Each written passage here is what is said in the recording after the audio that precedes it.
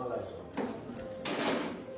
Nous lisons, car celui qui entre dans le repos de Dieu se repose de ses œuvres comme Dieu s'est reposé des siennes. Waouh! Waouh! Celui qui entre dans le repos de Dieu, n'est-ce pas? Il se repose de quoi? De ses œuvres. De ses œuvres. De ses œuvres, c'est quoi? L'agitation de son âme. Les préoccupations de son âme. Les envies de possession que son âme est en train de brûler à l'intérieur. En ce moment-là, il entre dans le repos, mais commence à voir Dieu et agir. Parce que la Bible parle dans 1 Pierre 5, au verset 6, il dit déchargez-vous sur lui de tous vos soucis, car lui-même prend soin de vous. Donc ça veut dire qu'à un moment donné, il faut savoir une chose, c'est que ce n'est pas juste une promesse, mais Dieu dit donne-moi tout ce qui te préoccupe et préoccupe-toi de ce qui me préoccupe. Amen. Et je vais combler ton âme. C'est là où nous voudrons arriver au niveau où Dieu prend entre ses mains tout ce qui peut te préoccuper. Et ce qui le préoccupe, c'est ce qui te préoccupe. Amen. Amen. Et tu sens plus l'agitation au niveau de ton âme. Tu marches dans l'assurance. Tu sais que ce que tu veux est déjà là. Amen. Tu sais que ce que tu veux est déjà accompli. Tu sais que ce que tu veux, tu es en train de nous conduire sur le chemin de la rencontre avec cela. Amen. Et je vous assure, continue. Efforçons-nous donc d'entrer dans ce repos. La Bible dit quoi? Efforçons-nous. Donc ça veut dire quoi? Je dois m'efforcer à entrer. Amen.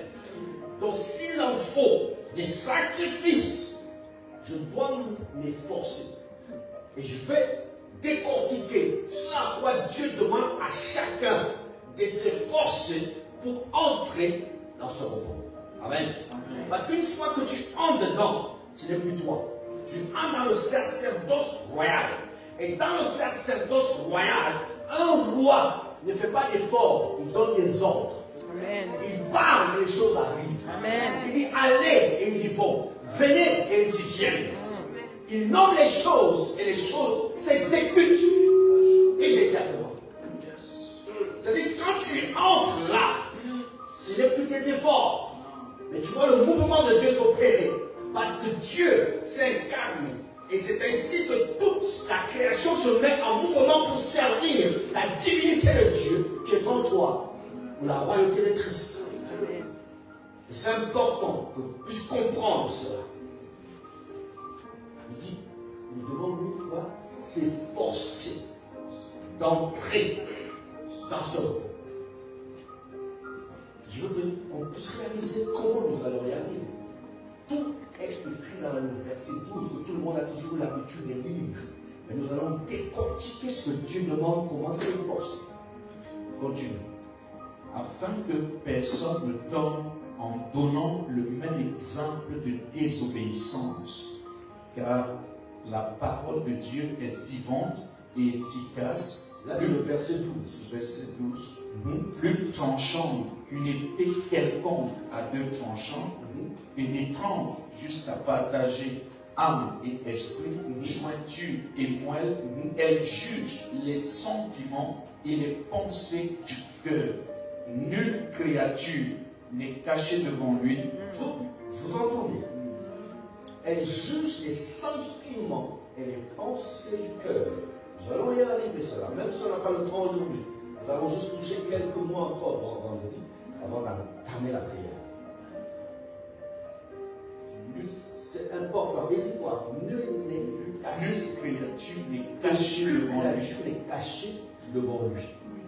Donc, même des faiblesses que tu penses, vivre cela dans le secret, Dieu voit. Il le voit, rien n'est caché. Le Seigneur m'a déjà pris en esprit, il y a cela beaucoup d'années, il m'a amené au ciel. Pendant que j'étais au ciel, il m'a montré les 7 plans et les yeux de Dieu. Et pendant que j'étais là, il me demande, est-ce que tu veux regarder au travers de l'une de mes yeux, qui éclaire la terre? Je lui ai dit oui. Quand je regardais là, c'était un rayon qui perçait tout et tout était clair. Je n'ai jamais vu un écran de télévision aussi clair que cette image. Et pendant que je voyais la terre, aucune maison n'y avait le toit. Même ce que les gens faisaient en secret, je voyais. Même là où les gens étaient dans un trou noir, même là où il y avait les fourmis noires, il me montrait et je voyais tous les détails. Et je voyais tellement de choses. Et là, je m'écriais et dans là, je dis, Seigneur, c'est comme ça que tu vois tout. Je commençais à ruminer à l'intérieur de moi. Je dis, mais en fait, où ferais-je pensant que tu ne me vois pas?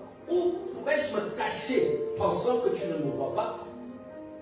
Donc toutes les bêtises que j'ai pu faire en secret, tu connais tout. Jusqu'au moindre détail. Et c'était assez clair. Assez clair. Ça transperçait tout. Je voyais tout ce que les gens font dans leur maison. Tout ce que les gens font dans le monde souterrain. Sous les montagnes, sous les cavernes. Je voyais tout dans les grottes.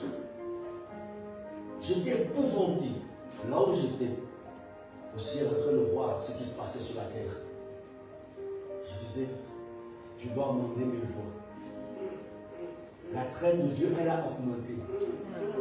Je ne traîne pas un homme, ni une femme, ni mon épouse, ni ce que les gens pensent vis-à-vis de moi. Ça ne dit rien. Mais j'ai plus la crainte de Dieu. Amen. Et je sais que quoi que je pense même en secret, et que je me passe du mal contre un frère, il voit, il entend. Je me réponds tout de suite. Tout de suite. Vous savez, je lutte à mon salut avec traîne et tremblement. Je ne veux pas enseigner et rater le ciel. Jamais. J'ai vu le ciel et j'ai perdu la gloire de tout ce qui est sur la terre.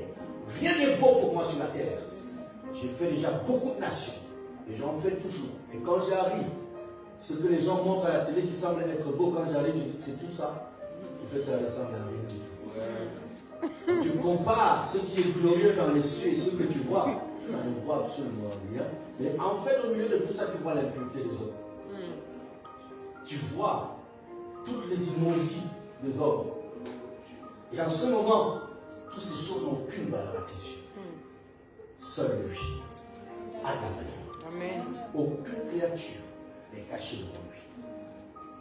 La suite. Nulle créature n'est cachée devant lui, mais tout est à nu et à découvert aux yeux de celui à qui nous devons rendre compte.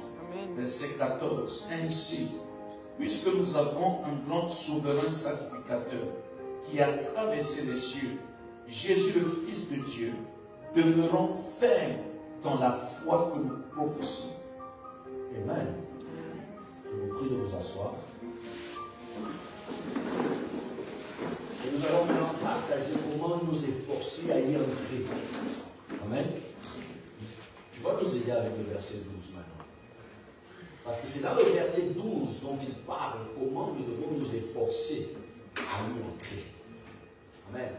Donc ça veut dire que ce n'est pas Dieu qui s'efforce pour te faire entrer. Ce n'est pas Dieu qui émet ses efforts pour que tu entres. Mais il dit que c'est à toi de t'efforcer à y entrer. Donc c'est ta propre responsabilité. Quand tu vas arriver au ciel, tu dis, mais Seigneur, ma vie était comme pauvreté. Je n'avais pas l'argent pour évangéliser. Je n'avais pas ceci, je n'avais pas cela. Dieu dit, mais je t'ai tout donné. Tout. J'ai mis des capacités en toi. Mais tu as été paresseux. Et tu viens me donner des raisons de la faire. Alors que je t'ai donné tout le potentiel. Tu n'as pas voulu t'efforcer à y entrer. Mais tu attendais que les choses viennent te trouver. Mais la vie de l'homme sur la terre, dans Job 7 au verset 2, la vie de l'homme sur la terre est celui d'un soldat. On ne peut pas conquérir certaines choses si on n'a pas bataillé. Si on n'a pas payé des sacrifices. Tu ne peux rien avoir sur la terre si tu ne payes pas des sacrifices. Je dis rien. Rien sur cette terre. Même accoucher un enfant, la femme fait beaucoup de sacrifices. Le jour où elle tombe enceinte, il y a des choses qu'elle se sacrifie pour ne plus manger, pour ne plus boire, pour ne plus fréquenter. Qu'elle ne veut pas. Elle a un sacrifice parce qu'elle a conçu la vie en elle. Et cette vie, elle est précieuse. Et si même elle ne veut pas, les circonstances vont la pousser à être dans des conditions pour que ce sacrifice soit glorieux. Jusqu'au jour de l'accouchement, les douleurs montrent les douleurs de l'accouchement. Qui fait un examen sans payer de sacrifice? Quelqu'un qui fait le bac, qui à l'université étudie plus de 8 heures par jour, se prive de toutes les sorties, se prive de toutes les rencontres, c'est un sacrifice. Tout ce que tu veux faire dans la vie, c'est un sacrifice. À moins que ceux qui achètent des diplômes. Mais celui qui achète pour toi, il a fait des sacrifices pour avoir cet argent. Alors, il y a des sacrifices que tu dois faire, mais qui doivent te forcer à entrer dans le repos. Afin que Dieu soit maintenant à l'origine de l'accomplissement de toutes choses. Lis-nous le verset. Hébreux 4, le verset 12. Car la parole de Dieu est vivante et efficace, plus tranchante qu'une épée quelconque. Amen. À deux tranchants. Amen. N'est-il pas écrit que la parole, elle est puissante? Je veux que tu réalises, elle est puissante. Et la puissance de la parole, je veux que vous puissiez imaginer pendant que je vous enseigne. Amen. Et il parle du fait qu'elle est comme une épée. Amen. Continue. Plus tranchant qu'une épée quelconque à deux tranchants, pénétrant jusqu'à partager âme et esprit. Amen. Arrêtons-nous d'abord dans âme et esprit. Amen. On va d'abord entrer au niveau de âme et esprit. Amen. Afin de mieux comprendre. Parce qu'il parle du principe de s'efforcer et que rien n'est caché devant Dieu. Donc ça veut dire qu'il y a des situations pour lesquelles l'âme est sous l'emprise de mauvais esprits. L'âme est sous l'emprise des influences liées aux jointures, liées aux moelles. Amen. Et c'est pour ça qu'il dit que malgré que tu désires certaines choses et que Dieu promet en disant que déchargez-vous sur lui-même, prendre soin de vous. Mais il ne peut pas prendre soin d'une âme qui n'appartient pas. Une âme qui n'a pas encore été mise à part pour lui. Une âme qui n'a pas encore été offerte entièrement à lui. Il ne peut pas prendre soin de cette âme. Elle n'appartient pas. Alors c'est pour ça qu'il dit que cette âme doit d'abord être séparée au niveau de l'esprit. Mais quels sont l'esprit? Ce n'est pas l'esprit de Dieu.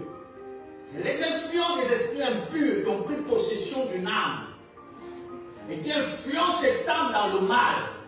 Alors il dit que la parole est si puissante pour séparer l'âme avec cet esprit impur, mais qui l'influence et qui le maintient sous l'emprise des œuvres malsaines qui n'agréent pas à Dieu. Vous n'avez pas encore réalisé que ce passage parle de la délivrance. Ah oui? Ça parle de la délivrance. Ça parle d'une séparation. Amen.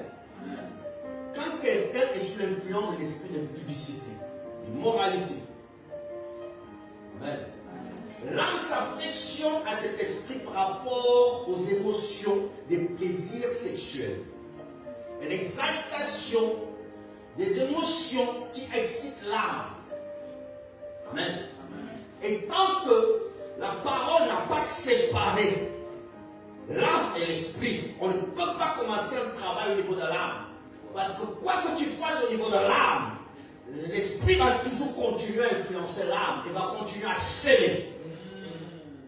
Et c'est ainsi que quelqu'un reste toujours sous l'emprise de l'immoralité et l'esprit continue à influencer, continue à amener des images obscènes, des images de pornographie, des images impures.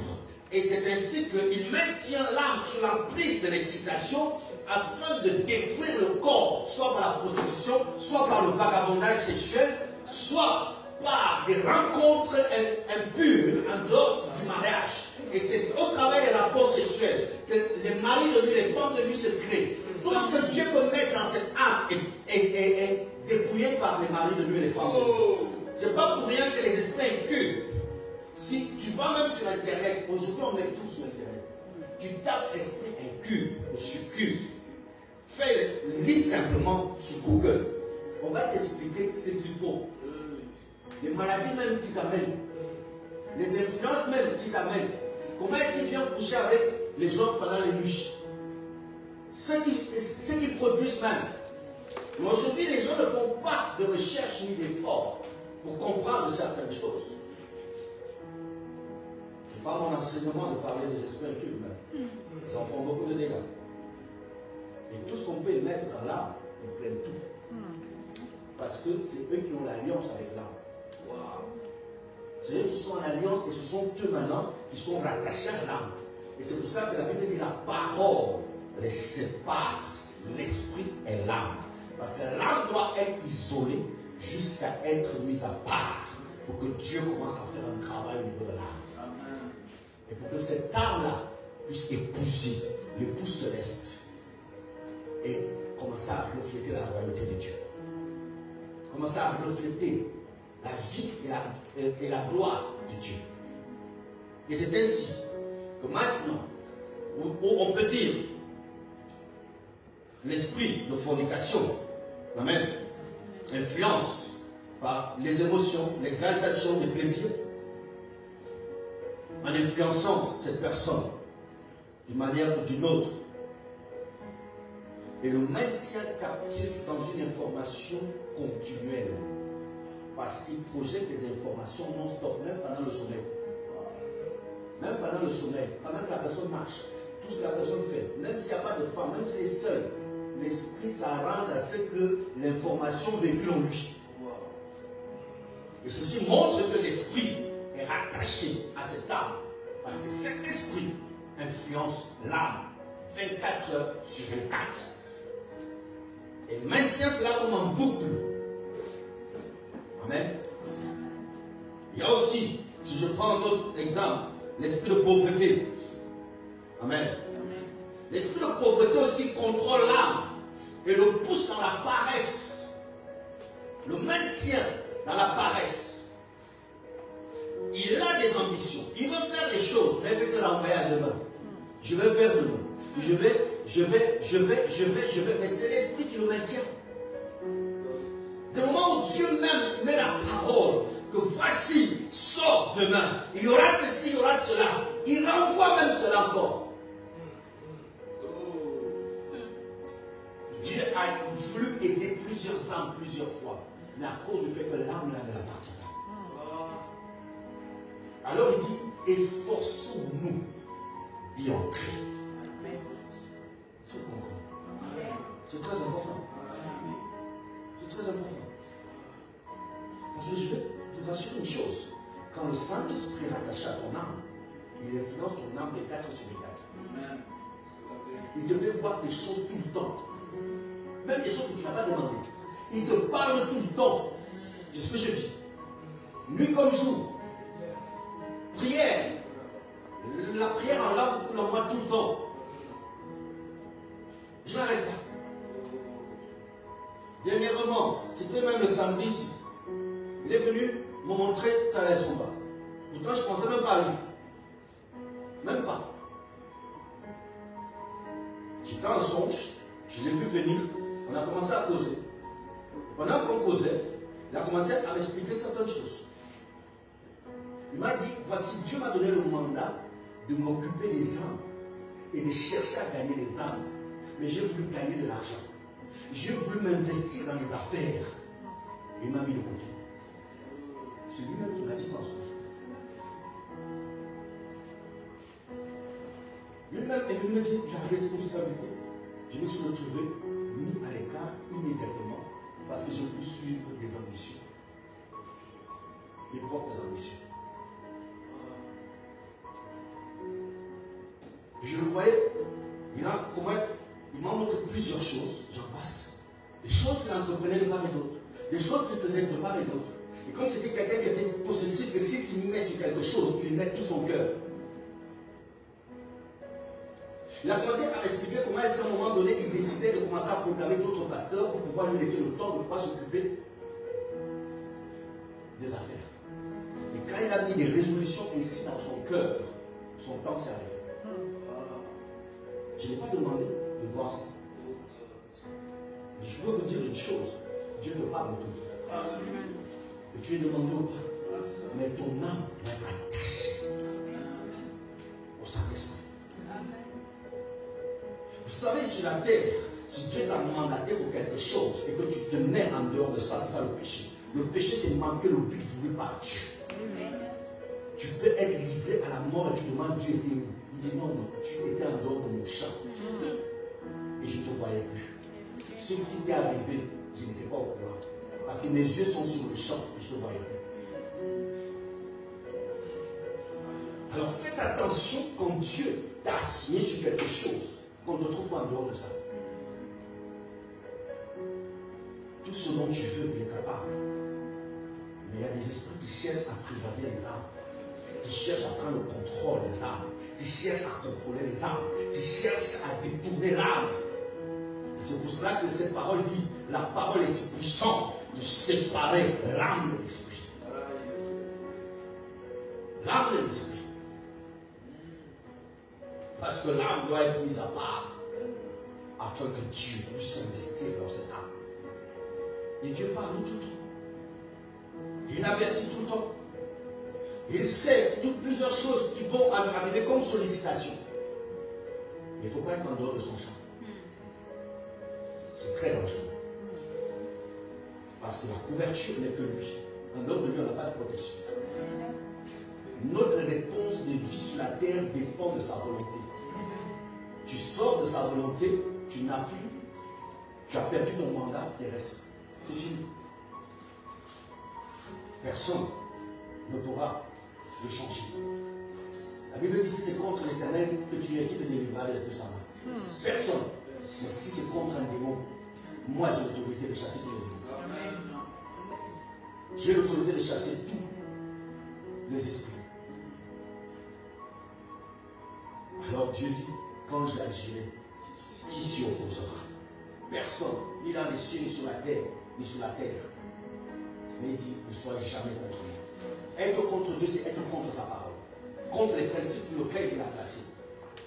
Peu importe les situations que tu vis, mais il faut comprendre pourquoi est-ce que je subis certaines choses. Est-ce que je suis à l'endroit où Dieu veut me bénir? Est-ce que je suis là où Dieu veut pour s'investir en moi et révéler sa gloire au travers de moi? Est-ce que je suis en dehors? Est-ce que je suis rattaché à un autre esprit qui est en dehors de son esprit? Qu'est-ce qui influence tes pensées? Qu'est-ce qui influence tes prises de décisions, tes envies, tes choix? Qu'est-ce qui influence ce que tu fais tous les jours? Est-ce que c'est Dieu? Ou bien parce que tu vois les autres?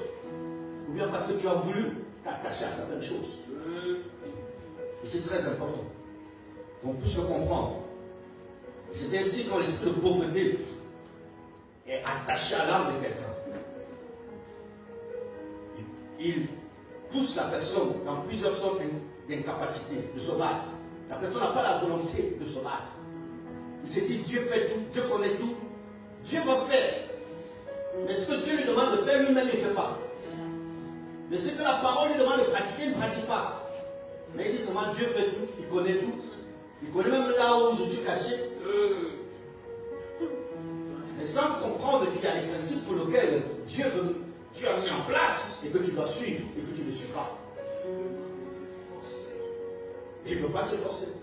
Mais c'est l'esprit de pauvreté qui maintient dans la paresse. Pousse la personne à ne pas être capable de compter sur Dieu, mais à savoir compter sur le peu qu'il a. Et les miettes qu'il a, c'est ce qui fait qu'il est incapable de donner à Dieu. Les offrandes, il est incapable de donner à Dieu. La dîme, il est incapable de donner à Dieu. Les sacrifices devant Dieu, il est incapable. Parce qu'il s'est dit que tout ce que j'ai, c'est ce qui fait ma force. Mais ne trouve pas que c'est Dieu qui est sa force. Il ne sait pas se détacher parce que c'est ce qui fait sa force. Mais c'est l'esprit de pauvreté qui pousse ça. C'est l'esprit de pauvreté qui maintient quelqu'un sous l'emprise des miettes. Alors que Dieu dit, donne-moi le petit que tu as et je vais te donner le beaucoup que j'ai. Mais si tu es capable de savoir offrir le peu que tu as, c'est ainsi que tu auras aussi le beaucoup. Et c'est ça le problème. Tu ne peux pas venir voir quelqu'un qui est puissant et riche et tu viens l'offrir et tu pars les mains vides. Parce que quand tu déposes et que lui tend la main pour prendre, il va te rappeler que ce n'est pas moi l'intérieur, c'est moi le supérieur. Mais comme tu es venu te connecter à ma grâce, maintenant je vais donner au-delà pour te montrer que c'est moi le supérieur. Mais le peu que tu as amené a provoqué le donner venant de lui. Et ce qui fait que beaucoup n'osent pas donner. Ils regardent le peu qu'ils ont et ils résument toute leur vie. Ou quelqu'un peut avoir 500 francs. Il résume toute sa journée. Il fait tous les calculs de sa journée pour les 500 francs. Et il se dit que si je donne ces 500 francs, ma journée est mauvaise. Et c'est l'esprit de pauvreté qui influence l'âme. C'est pour ça que la Bible dit que la parole doit séparer l'âme et l'esprit. C'est une forteresse qui maintient l'âme dans cette position. Et là, la personne devient donc maintenant odieux à Dieu. La personne ne répond pas à la parole de Dieu. La personne ne peut pas entrer dans la grâce de Dieu. Parce que Dieu se tient derrière sa parole pour l'accomplir. Amen. Et la personne n'arrive pas à obéir à la parole parce que l'esprit de pauvreté influence l'âme. Et maintient l'âme sous un joug, sous une emprise. Si je m'attarde simplement pour vous montrer combien de fois les esprits influencent les âmes, on peut passer même 2 jours. Mais je vous laisse méditer la suite.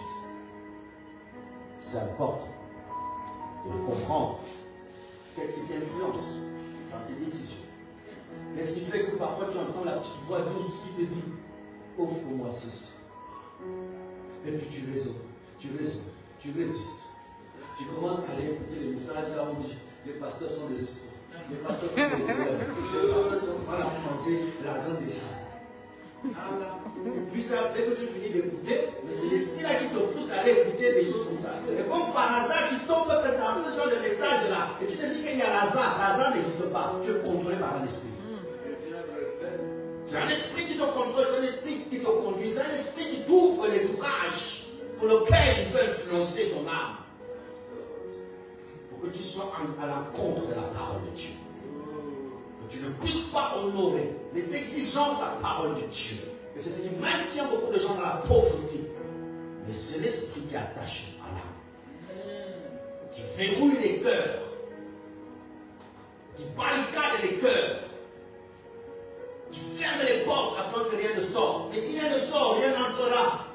Mais tu oublies que quand rien ne sort, tu as aussi fermé ce qui voulait entrer. Tu fermes aussi la porte à ce qui voulait entrer parce que tu as fermé la porte à ce qui devait sortir. Et c'est là où se trouve le problème. Mais tout dépend de l'esprit qui influence. L'esprit qui anime. L'esprit qui te conduit. C'est pour ça que la Bible dit la parole est une épée qui doit séparer l'âme de l'esprit. Lis-nous la suite. Pour qu'on ne s'arrête pas seulement sur l'esprit. Amen. Jointure et moelle. Amen. Amen. La Bible parle des jointures et des moelles. Amen. Donc il y a un côté, l'esprit influence l'âme et est en train de maintenir l'âme dans un coin de captivité et empêche toute communication avec Dieu et empêche toute révélation venant de Dieu pour que cette âme soit bénie. Mais il y a aussi les jointures et les moelles. Amen. Les moelles. Je commence par les moelles. Amen. L'homme a deux moelles. Amen. Il y a la moelle épinière. La moelle épinière est la prolongation du cerveau jusqu'au niveau de la colonne vertébrale. Amen. Et c'est au niveau de la moelle épinière, c'est-à-dire c'est rattaché au cerveau. Et c'est cette moelle épinière qui donne les informations entre le cerveau et tous les organes du corps et toutes les fonctions du corps. Donc c'est la moelle épinière qui fait tout le travail entre la communication du cerveau et tous les organes du corps. Donc ce qui fait que tous les nerfs qui contrôlent le corps sont attachés aux moelles épinières. Et c'est ainsi que c'est la moelle épinière qui donne la fonction à tous les nerfs, que ce soit les nerfs du haut, les nerfs au niveau de la poitrine, au niveau du ventre, au niveau des parties intimes, ainsi de suite. Donc tout cela part de la colonne vertébrale. Amen. C'est pour ça que quand la moelle épinière de quelqu'un est touchée, peut être paralysée. Et ça provoque beaucoup de maladies. Amen. Et c'est là où maintenant se trouvent donc toutes les fonctions. Amen. Mais le problème c'est que, une fois que quelqu'un a été conquis par les œuvres mauvaises, qu'est-ce qui donne les informations au niveau du reste des organes du corps? Amen. C'est cette moelle-là. Alors Dieu dit, je dois séparer moelle et l'âme. Amen.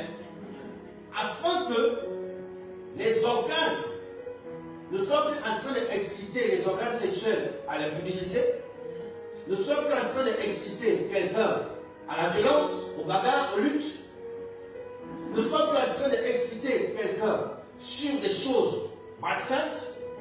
Mais il dit que la parole vient séparer des influences qui sont sous forme de fonctions, qui sont des fonctions naturelles, où quelqu'un dit c'est devenu ma nature, ou ma seconde nature, je suis habitué comme ça, je ne sais plus faire autrement. Alors la Bible dit que la parole, ou la puissance de la parole, vient séparer ces mauvaises actions, ces mauvaises habitudes, ces mauvais penchants qui sont déjà innés dans l'organisme et qui sont influencés par la moelle épinière. Et à partir de là, la Bible montre que parce que Dieu veut conquérir cette âme et amener le caractère de Christ, la nature divine, la nature de la prospérité, la nature du succès, la nature de la réussite, la nature de la sainteté, la nature de la gloire, la nature de la pureté, afin que tu sois dégoûté du mal. Mais il faut que ton âme soit séparée. La puissance de la parole sépare de ses fonctions. Et il parle, il y a la deuxième moelle, parce que le corps a deux moelles. Il y a la moelle osseuse, qui est au niveau des os, d'où tire la provenance du sang. Là maintenant, nous voyons donc maintenant les origines du sang. Les origines du sang au niveau des influences caractérielles liées au sang. Amen. Vous voyez que ce passage parle totalement du déploiement et tout le processus de délivrance. Amen. Amen.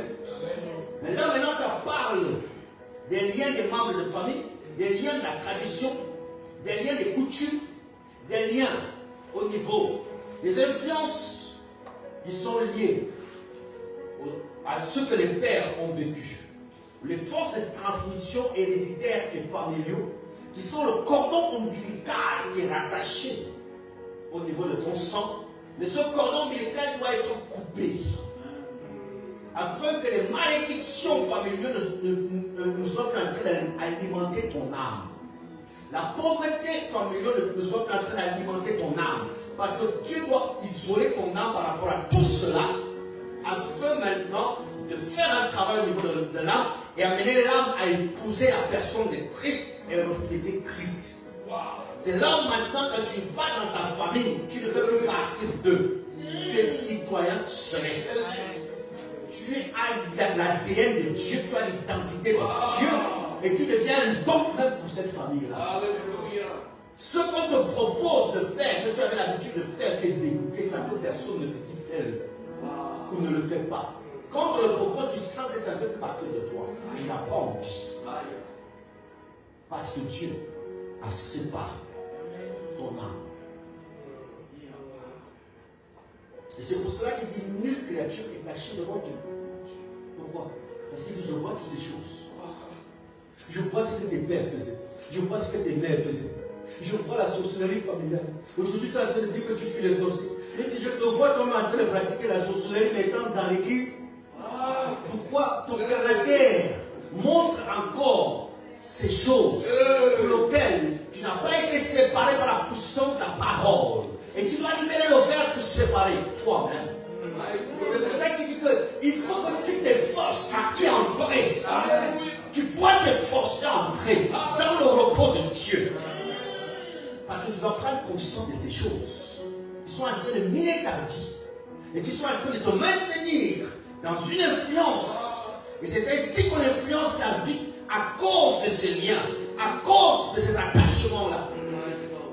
Quand on te dit, on va aller faire la tradition pour les funérailles, la Bible dit qu'il est réservé à l'homme de mourir une seule fois. Après quoi vient le jugement. Ces funérailles qu'on va faire le 9e, c'est pourquoi? C'est le monde des ténèbres qui a amené ça. Vous commémorez en parlant à ceux qui sont déjà morts pour pouvoir rattacher votre vie aux esprits de mort. Que cela étonne beaucoup de gens. Après, ils tombent malades. Après, les affaires ne marchent plus. Après, les relations ne donnent plus. Après, les projets ne marchent plus. Parce qu'ils sont allés commémorer avec les morts. Ils ont eu à renouveler des alliances avec les esprits de mort en voulant plaire à la famille. Pourquoi? Cela montre que ta moelle n'a pas encore été séparée. C'est pour ça que les gens aujourd'hui comprennent ce qu'ils doivent faire. Ils aiment Dieu. Mais parce que la moelle n'a pas encore été séparée, ça les ramène toujours sur ces anciennes choses. Les émotions reprennent surface et les émotions dominent la parole. Pourquoi? Parce que l'âme est encore attachée par la moelle. On les appelle encore par la voix du sang. Ézéchiel 16 parle de la voix du sang. La voix du sang les appelle à partir de la moelle. Et c'est ainsi, on sait qui est encore avec nous, qui n'est plus avec nous. Parce qu'on voit à partir de l'attachement au niveau de la moelle. Tu vas aller à l'église, prier comme tu veux. Mais ils savent que tu es encore attaché à la moelle. Quand on va décider de convoquer toute la famille, tu seras là. Même si tu n'as pas de transport. Oui, à ce moment-là, on ne peut pas faire des sacrifices pour offrir à Dieu, qui est la bénédiction. Mais ils vont faire des sacrifices pour offrir à des esprits morts. Avec zèle, avec détermination, même prêt à les prêter. On paye des sacrifices à des démons. On va commémorer les morts, renouveler. La Bible dit qu'il n'y a pas de rapport entre les morts et les vivants. Comment est-ce que les gens peuvent être en train de prier en cours de parler à quelqu'un qui est mort? Ou de dire telle personne qui est morte est venue me voir dans les mondes. Donc Dieu ne peut pas te parler. Il faut seulement que celui qui est mort vienne te parler. De son vivant, il n'a pas pu te parler, mais c'est maintenant là qu'il va te donner des bonnes choses.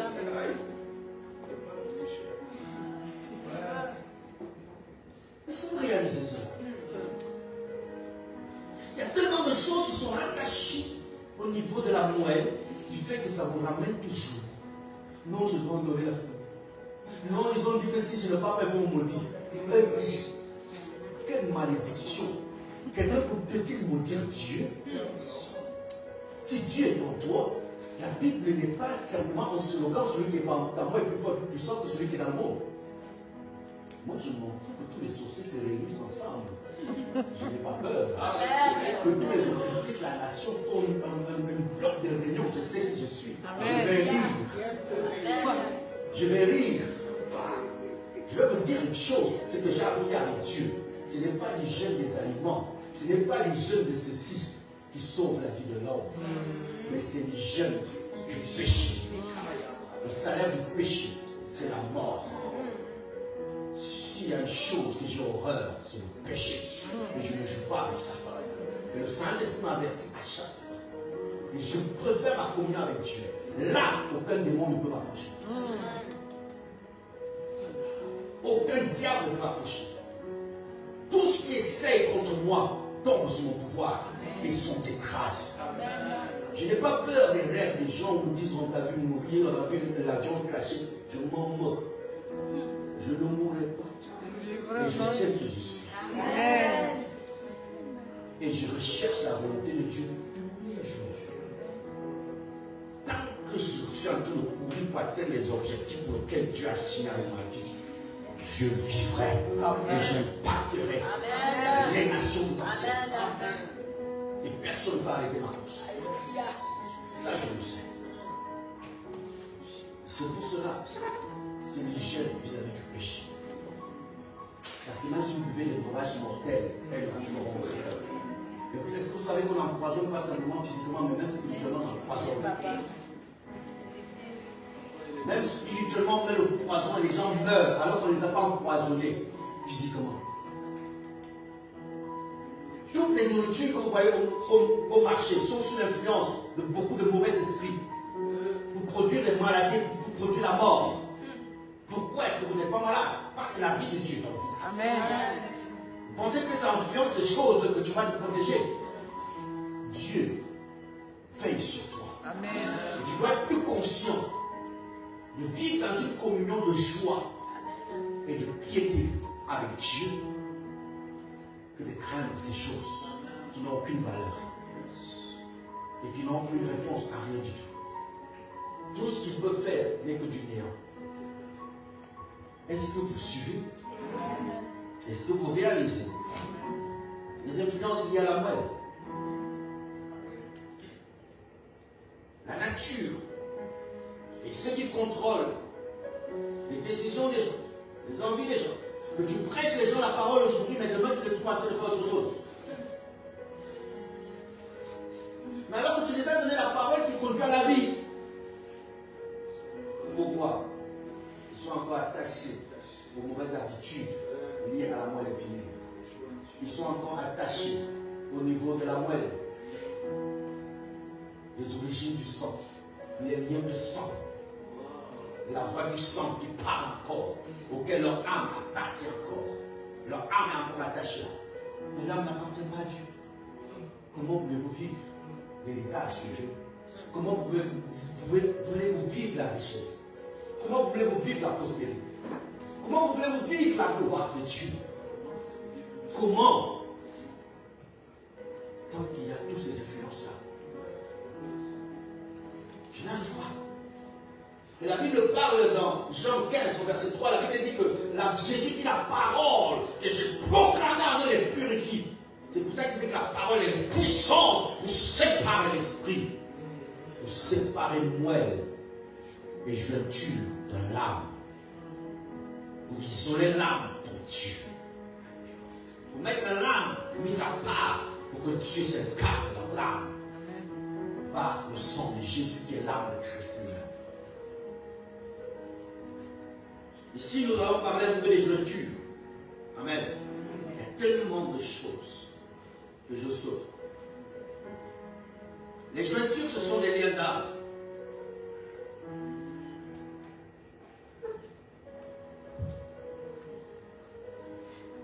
Les jointures sont des liens d'âme dont les gens ont eu à développer parfois au travers de la mauvaise compagnie.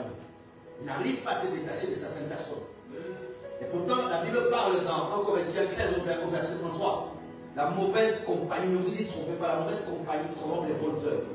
Mais le problème, c'est que l'âme, comme l'âme de Jonathan, s'était attachée à l'âme de David. Il y a des gens qui sont attachés à d'autres personnes. Qui sont attachés à d'autres personnes. Mais ce sont des jointures par rapport à leur âme. Mais cette personne, quand il approche, cette personne ne parle que de négativité.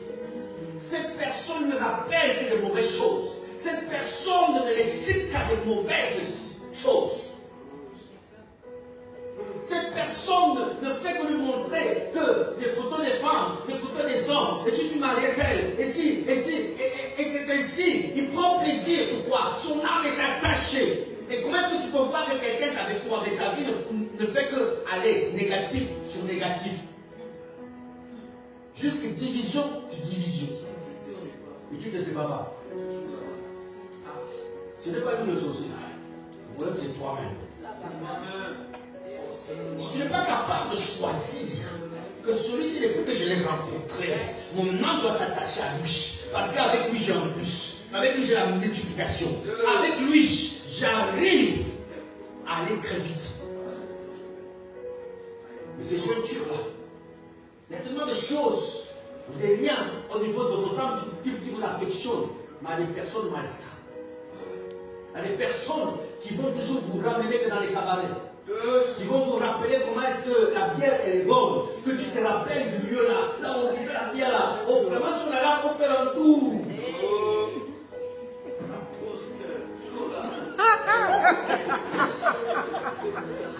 Les gens qui vont toujours te rappeler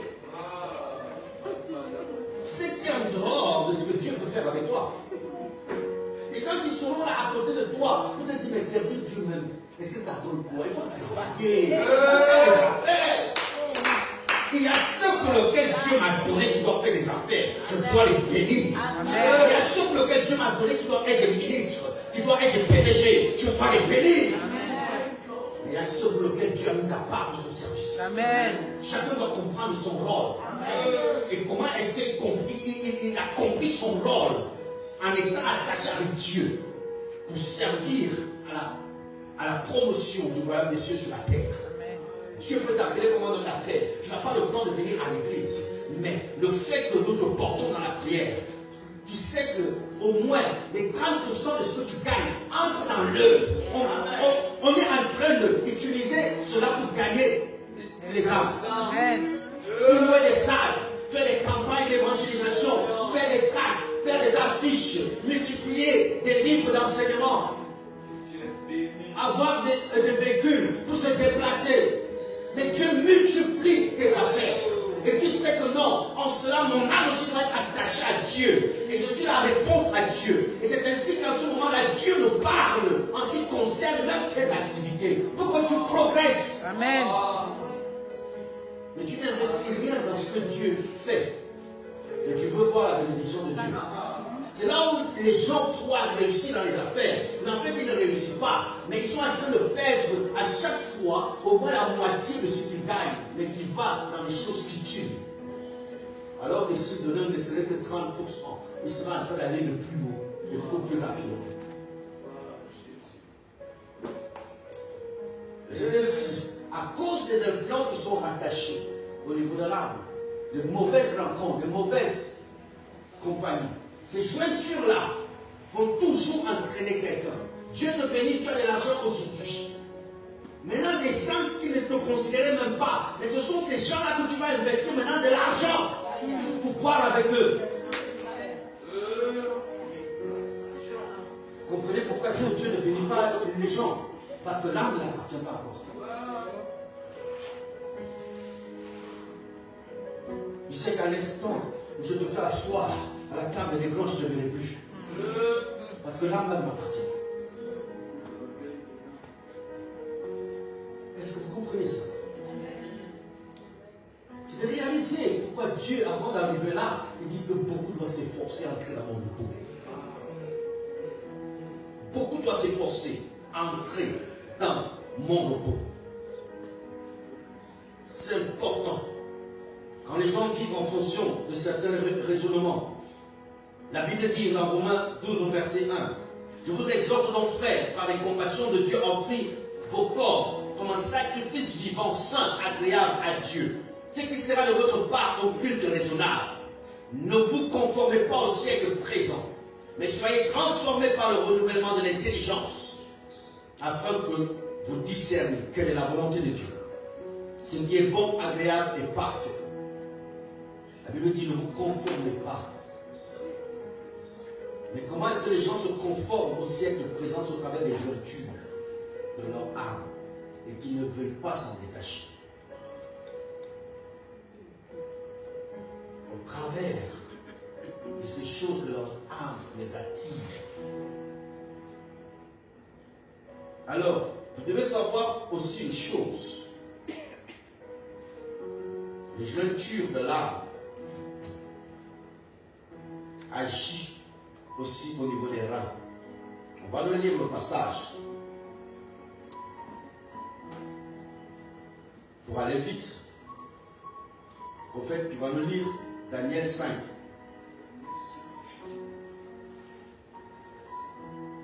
Verset 6.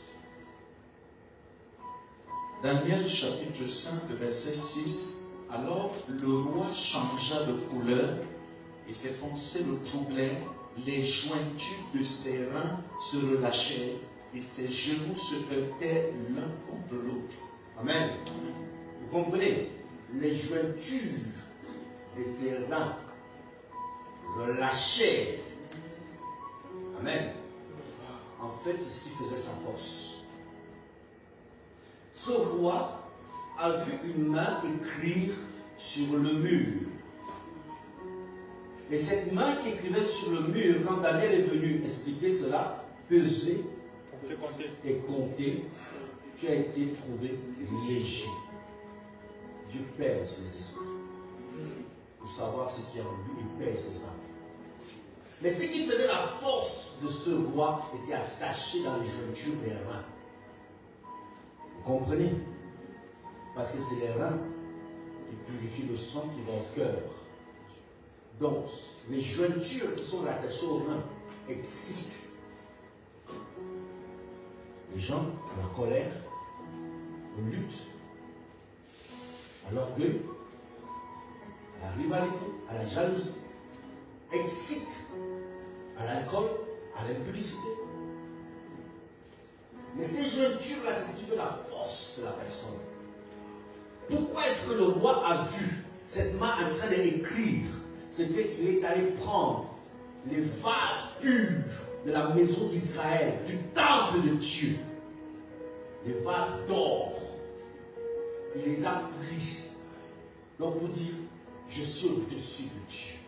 Il a mis du vin, il a commencé à boire, il a commencé à rigoler. Et là, quand la main commençait à écrire, ce qui faisait sa force, c'est ce qui soutient les reins. Donc, qu'est-ce qui soutient ta vie aujourd'hui?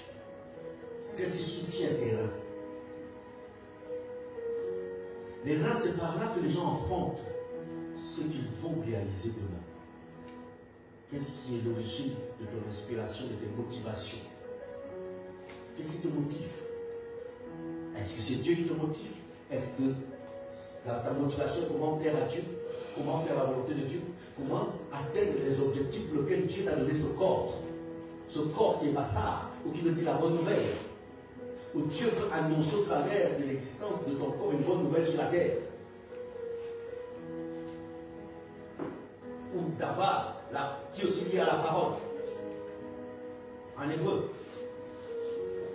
Alors, est-ce que vous réalisez ce qui fait la force de plusieurs personnes, ce qui motive et ce qui influence leur rein? Mais quand Dieu vient pour enlever un homme, ses reins sont relâchés.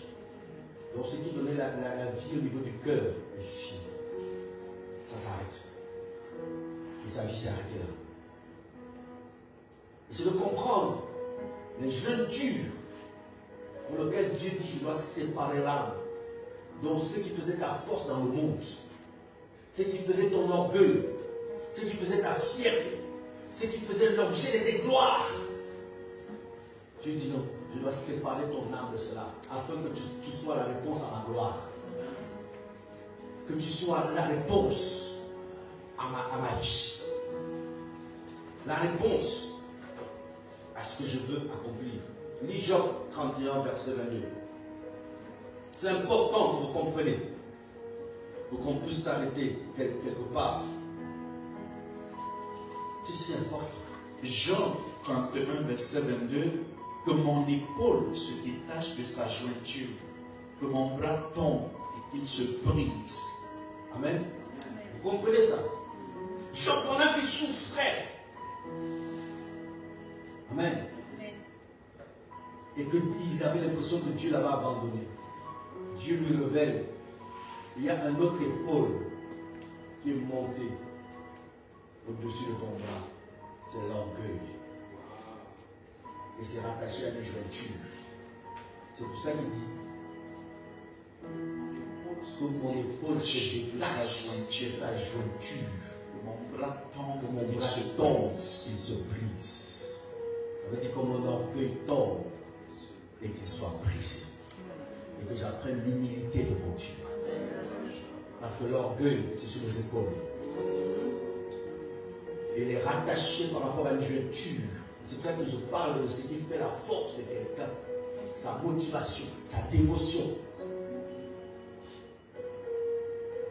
Et c'est ainsi que Job, ayant pris conscience, il dit, je brise cette jointure qui a poussé au niveau de mon épaule, que ce bras en plus tombe et qu'il soit brisé. Ce qui m'a amené à être odieux devant mon Dieu, afin que mon Dieu ait détourné son regard de moi.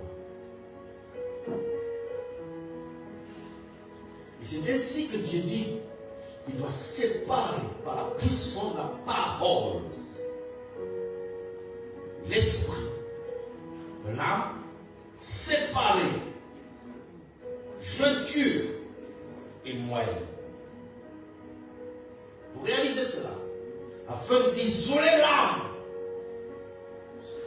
et que l'âme puisse maintenant entendre une autre voix, la voix du Saint-Esprit. La connaissance de la parole et amener ton âme dans les épousailles de la transformation du modèle de Dieu pour lequel tu dois refléter sur la terre.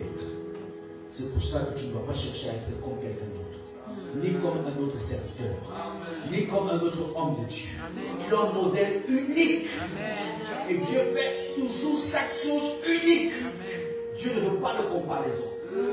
Dieu ne veut pas de rivalité. Amen. Dieu ne veut pas que tu te compares à un autre. Amen. Quand tu te compares à un autre, tu es en train d'estimer que l'autre est plus grand que toi. En d'autres termes, tu es en train de te mettre toi-même sous l'influence des imperfections de l'autre. Donc c'est ainsi que tout ce à quoi il est limité, tu seras limité. Et c'est toi qui t'es mis là. Ce n'est pas lui qui t'a mis là. Et c'est pour cela, il ne faut pas de comparaison. Tu es unique. Dieu est capable de faire des choses avec toi d'une manière exceptionnelle. Amen. Tu es capable d'impacter le monde, mais ayant juste le regard fixé sur le modèle de Christ. Épouser le modèle de Christ et refléter Christ. Amen. Et tu crois par la personne de Christ et tu poses des actes émanant de Christ. Qu'on dit de toi ce qu'on veut, qu'on te compare à qui on veut, tu dis je ne me compare à personne. J'honore chaque serviteur. Ils sont grands tous aux yeux de Dieu. Je veux dire une chose, et ne l'oubliez jamais. Ne l'oubliez jamais. Il n'existe pas de grands hommes de Dieu. Il n'existe pas de hommes beaucoup plus grands, des hommes ayant plus d'onction, ou des hommes puissants. Ça n'existe pas.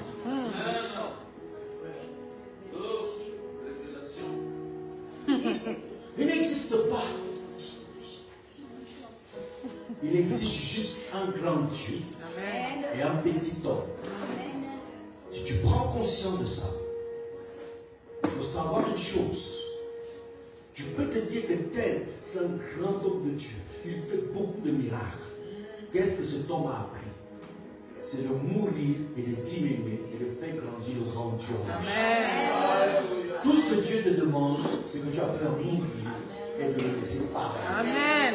Et c'est ce qui va révéler la grandeur de Dieu et non la grandeur. Donc Dieu ne fait pas de favoritisme. Le même Saint-Esprit qu'il a donné à tous ceux dont tu peux donner des noms, c'est le même Saint-Esprit qui t'a donné. Il n'a pas fait de favoritisme. Mais simplement tu apparais au lieu que Dieu apparaisse. Alors on voit l'homme, on ne voit pas Dieu. Mais c'est ce qui fait ta petitesse.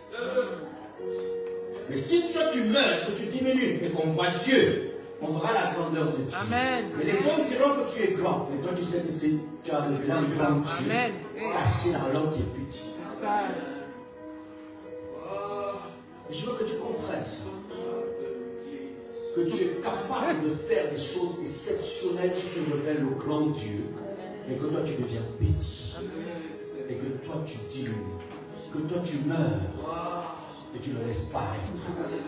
Il va poser des actes qui vont t'étonner toi-même. Il va faire des choses qui vont t'étonner tous les jours. Tu vas voir des gens venir vers toi et ils se sont guéris, tu n'avais pas parlé. Juste l'humilité. Juste le fait que tu as appris à mourir. Juste le fait que tu as appris à ne te comparer à personne. À ne pas chercher à estimer ce que tu es par rapport à ce que l'autre fait. Si tu veux être grand, valorise les autres. Plus tu élèves les autres, plus Dieu va élever ce qu'il a dit. Considère que chaque soeur ici, elle est plus grande que toi. Amen. Considère que chaque frère ici est plus grand que toi. Quand tu parles de ton frère, dis que c'est un homme puissant, un homme exceptionnel. Si tu vas le rencontrer, Dieu va te toucher avant que tu l'approches. Cette préparation, Dieu le fera. Amen. Mais pendant que tu élèves ton frère, Dieu est en train de t'élever. Pourquoi? Aime ton prochain car c'est toi. Amen. Ce que tu fais à l'autre, tu es en train de le faire à toi. Chaque fois que tu fais ou tu descends un seul de tes frères, tu descends ta personnalité devant Dieu et tu es en train de tuer ton ministère. Tu tues toi-même peu à peu tout ce que Dieu voulait faire avec toi parce que tu es en train de parler de ce que Dieu fait avec l'autre comme étant mauvais.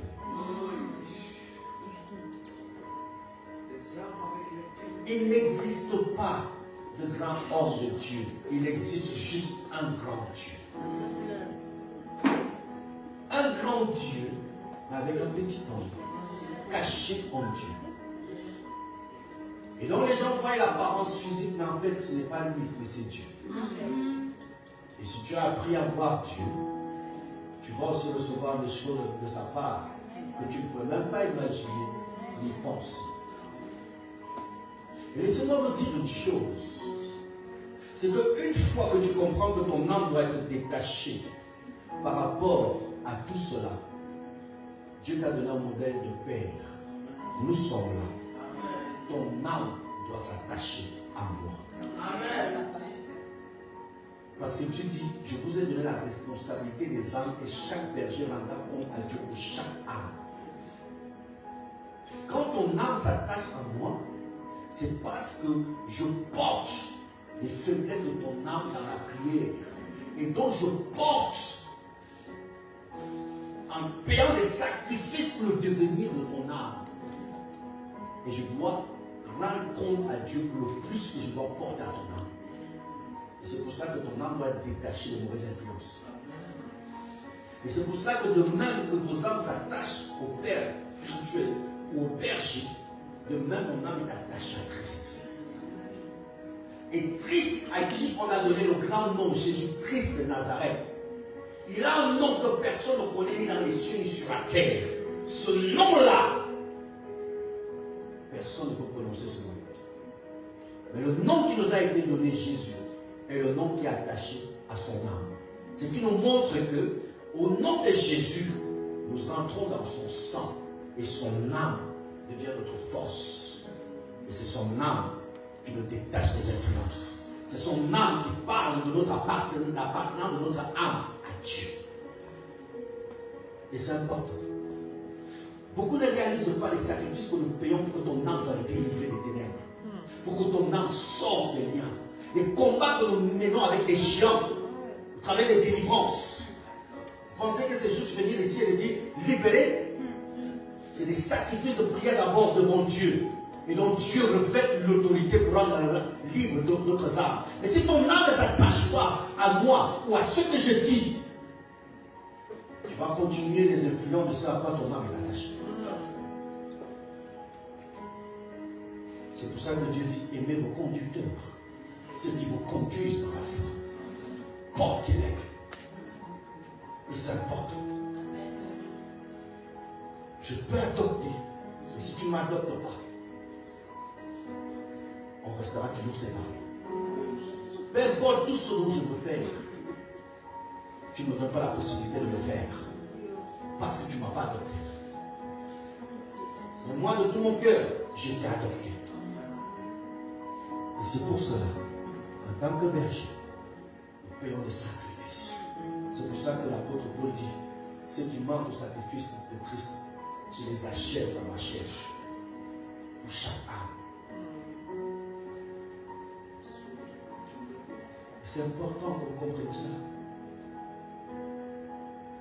Venir à l'église, comme nous sommes là, ce n'est pas juste pour rien, mais c'est des sacrifices. Et c'est ainsi que je peux parler, parce que ton âme est attachée à mon âme.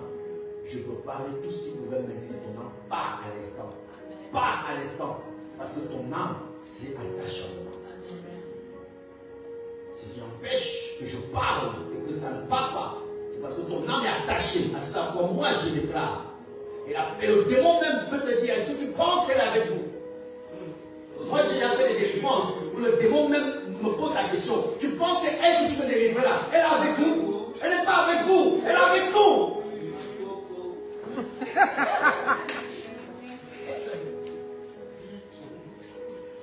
Tu brises de l'amour. Mais c'est parce que les gens n'ont pas la révélation quand les démons parlent. Et en fait, je réalise que cette personne n'a pas d'estime pour toi. Mais parce que tu as la compassion, cette personne va vivre.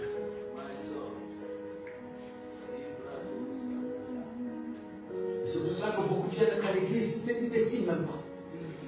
Mais ils veulent voir Dieu. Mais ils oublient que Dieu agit au travers de toi. C'est ainsi qu'ils restent toujours en dehors. Tu déclares une parole, ils ne voient rien. Pourquoi?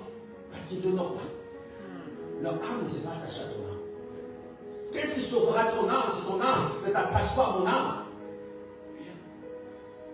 Ce qui a sauvé Jonathan et la descendance de Jonathan ou Mephibosheth a été tiré de l'au-delà. Parce que l'âme de Jonathan s'est attachée à l'âme de David.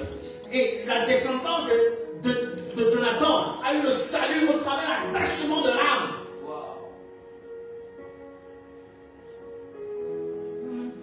Je peux parler dans ta vie, tu ne m'as rien.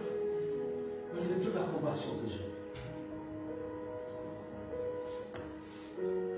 Parce que parfois tu prêches, mais les gens murmurent dans le cœur même contre toi.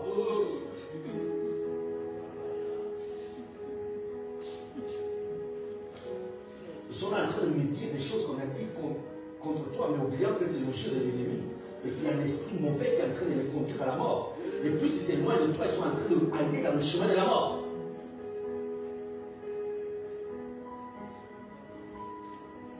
Dieu m'a donné un fardeau pour ton âme. Aide-moi à t'aider.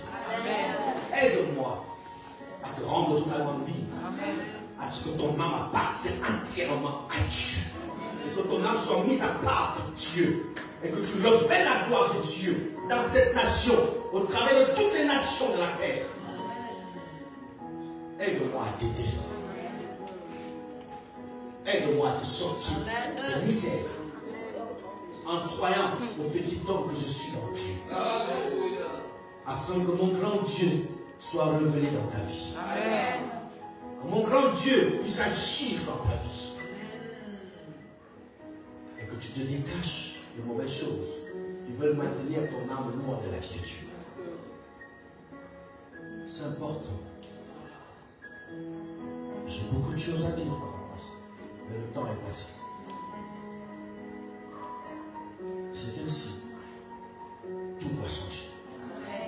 C'est un nouveau fondement. Et dans ce fondement, nous devons aller loin. Nous devons impacter cette nation. Et si nous travaillons tous ensemble, et que chacun reconnaît qu'il a un talent, qu'il a un don, qu'il a quelque chose à part de Dieu, qu'il peut mettre cela en utilité, alors nous allons avoir une même affiliation ensemble. Et nous allons faire de grandes choses. Et là, rien ne pourra nous résister en face. Rien ne tiendra devant nous. Et nous pourrons impacter et réaliser des très grandes choses exceptionnelles sur toutes les nations. Et j'ai besoin que vous puissiez vous joindre à moi et que nous travaillons ensemble comme un seul cœur, ayant une même âme, une même passion, la passion pour Christ. La passion pour Jésus. La passion, la révélation, la connaissance de la parole. C'est cette passion qui va motiver nos âmes. Et toutes les richesses de Dieu sera associée à vos vies. Parce qu'il ne me prive de rien. Même s'il ne m'a pas dit de travailler ni faire des affaires, mais je peux rendre des hommes milliardaires. C'est pour ça que la Bible dit nous enrichissons plusieurs. Ma parole peut changer ta vie. Amen. Ma parole peut te rendre puissamment riche. Ma parole peut te donner la prospérité d'une telle manière que tu n'imaginais même pas. Ma parole peut guérir tous les os et les organes de ton corps. C'est important que tu t'attaches à mon âme, afin de m'alléger la tâche du fardeau que je porte devant Dieu, à qui je dois rendre compte de tous les âmes qu'il m'a donnés. Alors vous comprenez cette parole? Il dit qu'il juge même les pensées et les sentiments. Pour dire quand il commence à juger par la parole, quand tu veux dire ma famille est pauvre, alors il juge les sentiments du cœur en disant tu ne fais plus partie d'eux. Eux ils sont pauvres, mais toi tu n'es pas pauvre parce que ton âme appartient à Christ. Il juge les sentiments de ton cœur et les pensées de ton âme. Tu peux regarder toute ta famille, tu dis en fait ils sont pauvres, mais pas moi. Et ils sont dans la sorcellerie, mais pas moi. Pourquoi? Tu n'es plus attaché à eux. Rien que ce passage, je peux te révéler beaucoup de choses. Parce que Dieu parle au cœur de chacun. Tu ne fais pas d'effort pour connaître la parole. Elle est en moi. C'est le Saint-Esprit. Amen. Si tu te joins à moi, la même grâce va couler. Amen. La même grâce. Alors nous allons prier. Vendredi, invite au maximum. Nous devons révéler la gloire de notre Seigneur. Nous devons révéler la puissance de notre Seigneur. Du type de personnes venant ici étant malades, on enlève la maladie. Et à l'instant, il marche.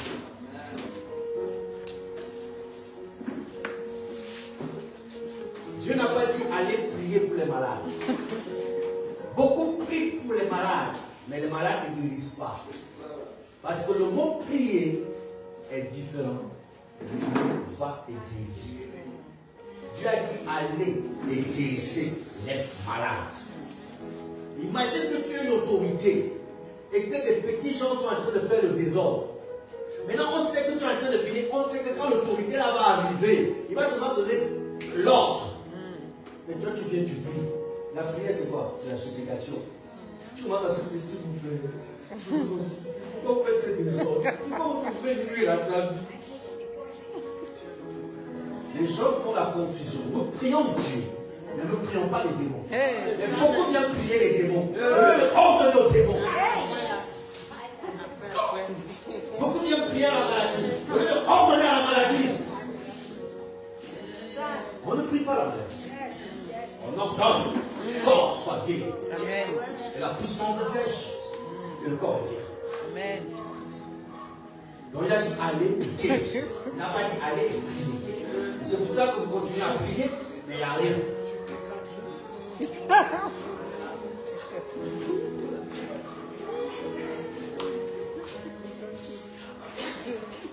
Donc, Dieu a sa rencontre. Il envoya sa parole. Et sa parole guérit. Il envoya sa parole. Et sa parole libère.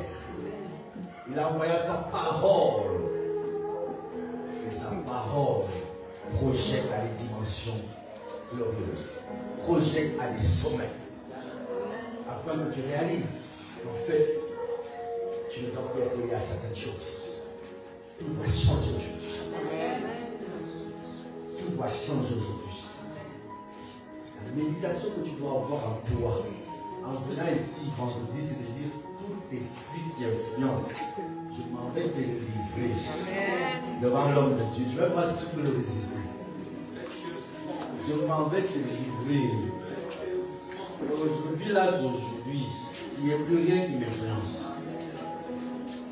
Et c'est ainsi que tu dois préparer les gens. Parce que vous devez savoir une chose, c'est que c'est la préparation avant d'arriver qui déclenche les attentes de la foi qui se connectent à la puissance de Dieu.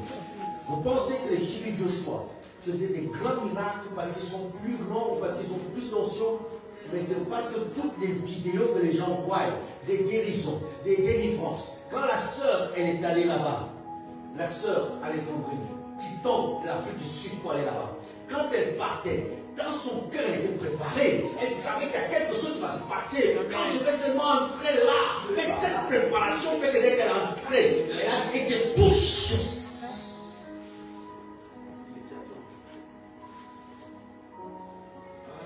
Si tu n'es pas préparé à quelque chose qui va se passer, tu n'auras rien.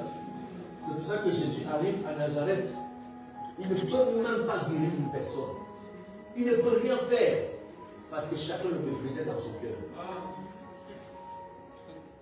C'est pour ça qu'il est important, toutes les personnes que tu vas inviter, préparer. Parle à leurs oreilles. Dis-les des choses exceptionnelles.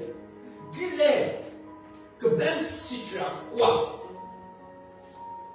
n'avons-nous pas vu quelqu'un souffrant du sida être guéri ici? Elle n'a pas témoigné. Alors, qu'est-ce que Dieu n'a pas encore fait ici? N'avons-nous pas vu des cas compliqués comme mon oncle qui avait la prostate et que la prostate a disparu? Et qui est là? Il était déjà étranglé. Mais tout dépend de la préparation.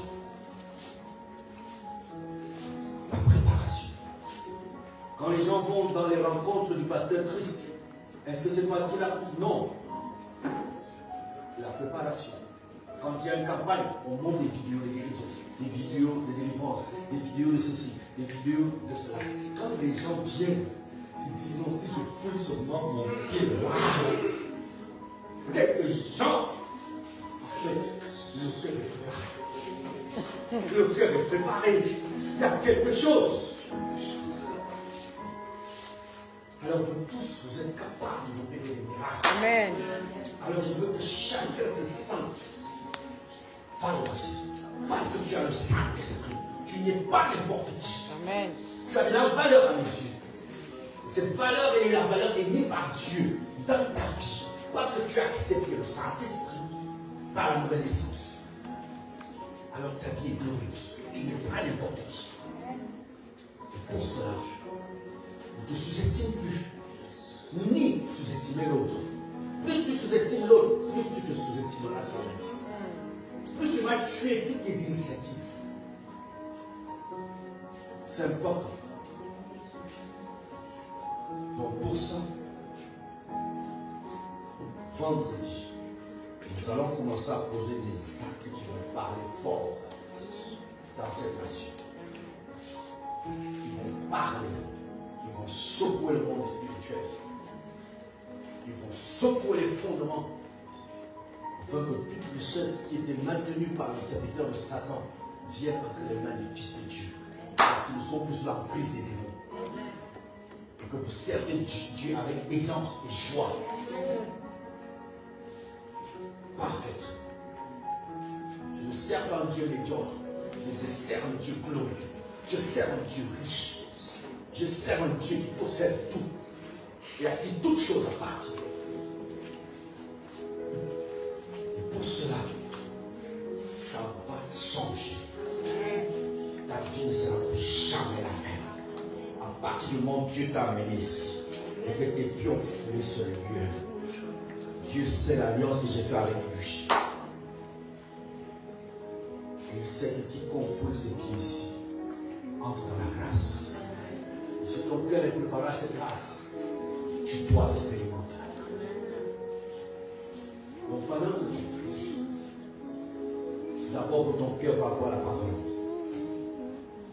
Moi je vais d'abord prier pour les pasteurs.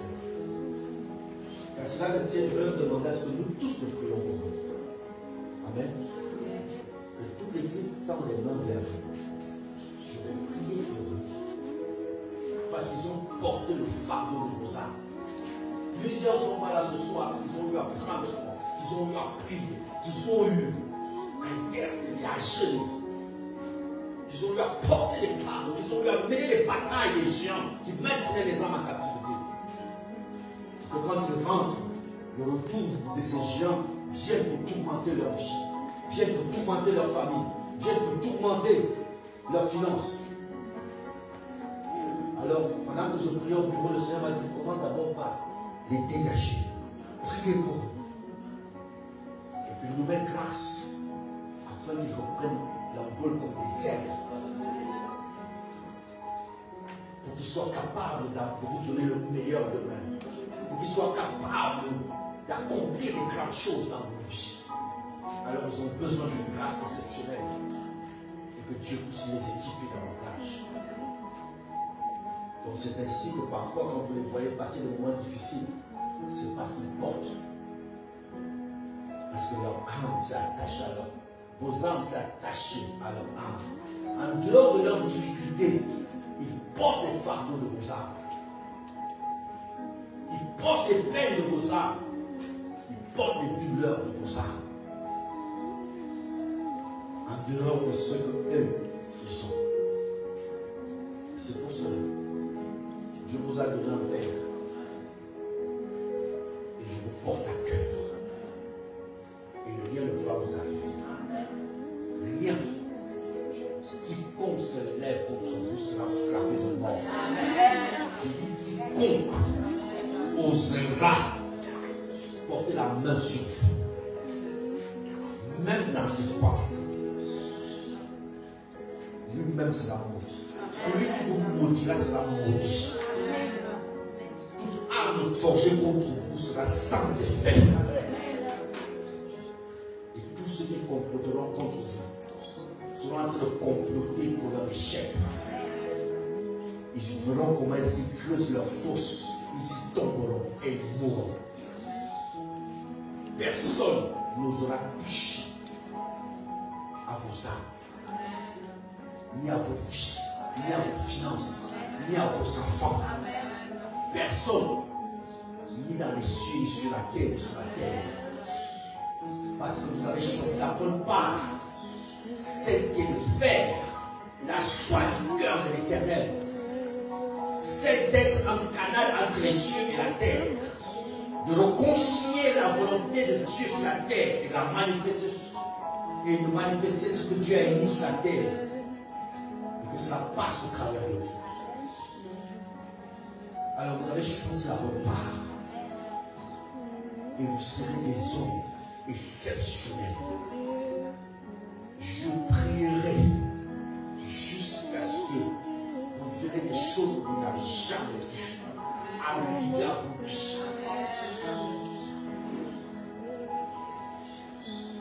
Et résurrection juste à arriver au lieu de deuil. Juste arriver la relation, la parole. Des signes, des miracles, des prodiges. Les nations qui traîneront. Parce que Dieu a assigné de révéler la gloire de sa grandeur dans les temps de la fin. La puissance de l'Église a été promise dans les temps de la fin. Vous avez été choisis pour ça. Vous avez été choisis pour révéler cela. Et vous n'êtes pas n'importe qui. Vous êtes des hommes puissants, des hommes exceptionnels, des hommes glorieux, des hommes où le feu de la parole va embraser toutes les eaux de vos corps, tout votre être tout entier va connaître un embrasement.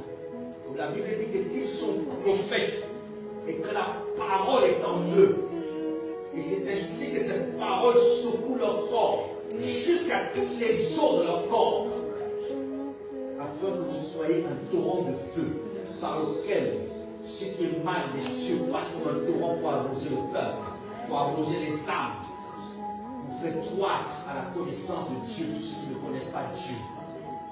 Aujourd'hui, Dieu vient augmenter le manteau de la grâce et l'autorité et le manteau de couverture, le manteau de protection, un manteau de protection descend, un manteau de protection descend, un manteau de protection descend, un manteau de protection descend.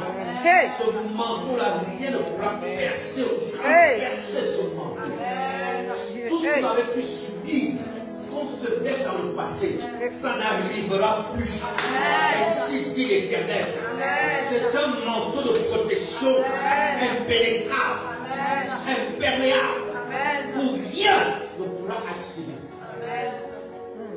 Vos cœurs seront couverts face à toutes les influences qui se lèvent de part et d'autre. Aujourd'hui, les faiblesses que vous avez connues, vous les connaîtrez plus. Parce que Dieu m'a dit que je commence par les bergers. Parce qu'ils portent déjà les arbres, ils se tiennent déjà les arbres, ils se préoccupent pour les arbres, ils intercèdent pour les arbres, ils gémissent, ils pleurent pour les arbres. Ils cherchent le salut des arbres. Mon âme s'attache à eux. Mon âme s'attache à leur âme. Mon âme fusionne avec leur âme. Le Seigneur est content de ce que vous faites. Il ne regarde pas les faiblesses. Parce qu'il n'est pas là pour juger les faibles comme ça. Mais ce qu'il compte, c'est l'engagement du cœur. Et parce que vous avez engagé vos cœurs à lui, pour l'intérêt de ses âmes, d'abord il commence par le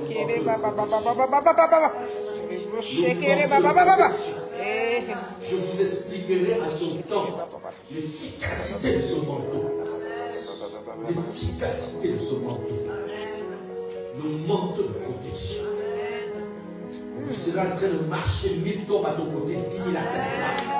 Les flèches viennent de part et d'autre, rien ne t'approche. Tu les tiens devant le public, les gens envoient les flèches explosent. Les flèches viennent, elles retournent immédiatement. Les gens sont frappés de mort. Osez vous envoyer les flèches. Parce qu'ils ont osé. Ce manque de protection est un manque puissant. Un manteau puissant où rien ne peut plus. Dieu va commencer à protéger vos cœurs, même face aux critiques des gens, même face aux moqueries des gens, même face aux péchés des gens, même face aux humiliations que les gens vont affliger contre vous. Ce manteau ne permettra plus que cela entre dans vos âmes. Ne permettra plus que cela accède en vous. Amen. Parce qu'il y a tellement de choses que les gens ont dit, qui vous ont opprimé, qui vous ont fait mal, qui vous ont même enlevé le sommeil. Mais Dieu commence par ce manteau de protection. Amen. Ce manteau de protection. Amen. Ce manteau descend. Le poids de ce manteau est lourd. Le poids de ce manteau est lourd. Il est lourd. Il est lourd. Parce qu'il a une épaisseur. Il a une épaisseur. Et c'est un manteau qui est flamboyant de lumière. À cause de ce manteau-là, vous passez, on ne verra que du feu. On ne verra que de la lumière. À votre arrivée, les démons sont fuis. À votre arrivée, les sorciers seront mis en déroute. À votre arrivée, les ténèbres seront ébranlées à cause de ce manteau. Ce manteau de protection est en même temps ça reflète en même temps des armes défensives. Il n'est non seulement offensif par rapport à vous, mais il est en même temps offensif. Les armes offensives partent de ce manteau face à vos ennemis, face à des confrontations, face à des enjeux, face à des campagnes d'évangélisation, face à des campagnes, face à des villages là où vous allez entrer, face à des lieux hostiles où vous allez entrer, face à des lieux qui ont été consacrés à Satan. Quand vous entrerez, ce manteau sera en train d'agir. Amen. Ce manteau qui est en même temps offensif et en même temps défensif. Défensif. Ce manteau qui est en train de descendre. En train de descendre. Merci Père. Merci Père. Merci Père. Ce manteau est puissant. Ce manteau de bouclier. Ce manteau de protection. Ce manteau de gloire. Ce manteau forme en vous une nouvelle cuirasse, une nouvelle protection. À partir de maintenant, vous verrez les choses devenir faciles. Vous verrez les gens tomber. Vous verrez les gens venir vous dire Nous avons mal parlé de vous, mais des malheurs nous sommes arrivés, nous sommes venus demander pardon. Amen. Parce que ce que nous avons vu, après avoir parlé, nous ne tenons plus debout. S'il te plaît, dis un mot que je sois guéri. J'ai osé parler de toi. J'ai osé dire quelque chose. Ce manteau, le Seigneur m'a dit, c'est par ce manteau qu'il commence. Parce qu'il y a des confrontations devant vous. Il y a des confrontations beaucoup plus grandes. Il y a une multitude d'armes qui viendront. Vous devez être capable de défendre ces armes. Vous devez être capable de porter ces armes. Vous devez être capable de soutenir ces armes. Vous devez être capable de les rendre libres. Amen. Et ce manteau, ce manteau, ce manteau, ce manteau descend. Ce manteau descend. Père, tu les as choisis avant qu'ils ne fuient dans le sein de leur mère. Amen. Tu les connaissais déjà dans les lieux célestes. Et tu les as fait descendre comme un esprit de vérité. Ils sont citoyens célestes pour lesquels tu as prêté don à la terre afin qu'ils soient des flèches dans ton carquois que tu as libéré et qui ne ratent jamais la cible. Jamais. La révélation doit être leur partage. La connaissance doit être leur partage. L'ouverture des yeux spirituels et l'écoute spirituelle. Père, en même temps que ce manteau descend, tout ce à quoi ils ont été chargés, comme l'oppression tombe. Tout ce à quoi ils ont reçu comme flèches, toutes ces flèches-là sont extirpées. Je vois des flèches sortir des dos, sortir au niveau des reins, sortir au niveau des côtes. Il y a ceux qui sentaient déjà les côtes comme si les côtes avaient des douleurs au niveau des côtes. C'était des flèches. Ça sort, ça sort, ça sort. Au niveau des dos, au niveau du dos, ça sort. Au niveau des reins, ça sort. Au niveau de la tête, ça sort. Les flèches sont en train de sortir. Et le poison est en train d'être neutralisé par la puissance du sang de Jésus, l'onction. Et là où le corps était affaibli, à l'instant, je vois la guérison en train de s'opérer. La guérison coule dans tous les organes du corps. La mort disparaît. La faiblesse disparaît. L'incrédulité part.